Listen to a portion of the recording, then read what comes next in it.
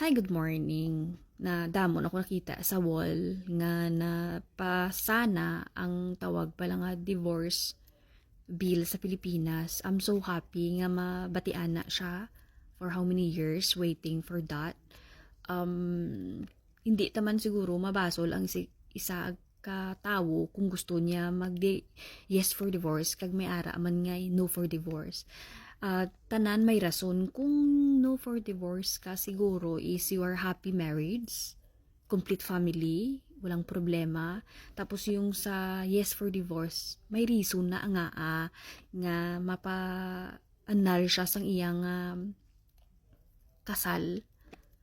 Kung siguro mambal ka nga ay nag-divorce kay dapat i-save ang marriage. Ang isa ka tawo mag-decide sa divorce is there is a lot of reason, hindi nga naghambal ka lang nga amo ni di ta ko palangga, gusto ko na magpakasal kay ba may naluyagan ako to isa, hindi wala na ako naluyag sa imo muna ma-divorce na ko sa imo, hindi na amo. Wala ka kabalo ko ginugin suffer niya for how many years para lang ma-save ang marriage nga tawag, di ba? Piskan kinapukpok ka na bala, harap-harapan kinanglan mo i-save ang marriage pero wala na mahimo. Pero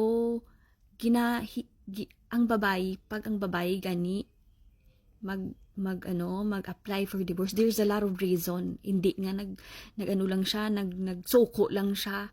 Nga mo nagsuko siya kay may damo siya, may naluyagan. Hindi. There's a lot of reason nga nag-apply or nag-file siya sang divorce. Ang pusis ko.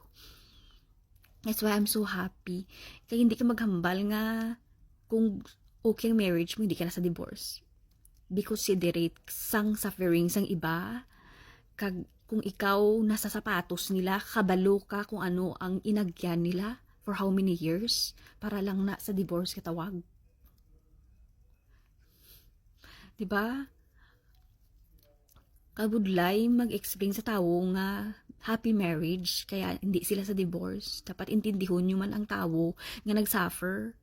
Hindi lang, amo na nga tawag bala nga happy marriage mo, hindi ka naka-divorce. Dapat lang tawon mo ang sides ng tao nga nag-suffer. Amo, I'm so happy nga na ano siya, na tawag na aprubahan siya. Basta mo lang ng hambal ko.